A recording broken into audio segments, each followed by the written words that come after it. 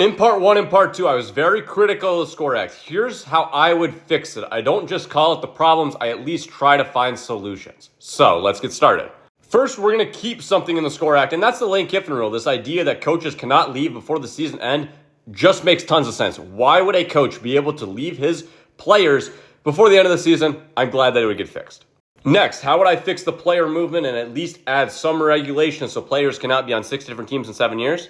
I would make it so there's one free transfer, and then after that, there is a built-in transfer fee. And that transfer fee is regulated by the NCAA, and the way that it's done is whether you made your all-conference team or like an all-American team. So say you made a Conference USA first team, there would be a set amount of money that a big-time school could come in and get that player for. Of course, the player would have to agree to wanting to go to that school. And then that's how it would be done. It would all be regulated through the NCAA, and there would be no boogeyman situation in that at all. And that rate would cover all Americans too. So the example that I brought up in part one and part two of how a wide receiver makes an all-American team, but he's already transferred once. He's not stuck at Florida State and has no leverage power. He can actually transfer.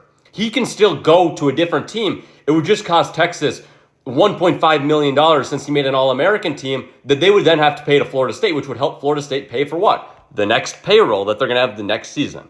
And for the conferences, I would get a regulatory body that is more powerful than these ones are.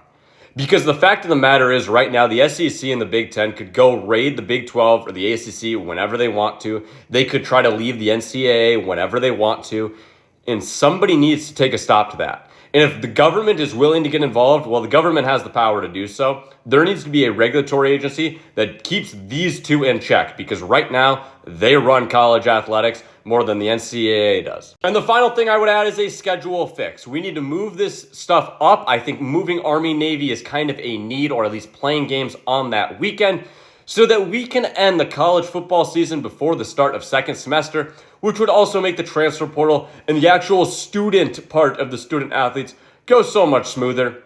And finally, if you don't listen to these rules, there are swift and consistent punishments. No matter if you're a conference, a coach, a program, a player, there needs to be repercussions for when you do not listen to the rules, and those repercussions cannot just be stopped by a court injunction. There needs to be a legitimate reason why they are stopped. If you guys agree with this, let me know in the comments, leave likes, and if you watched all 3 parts, I think at this point I deserve your follow.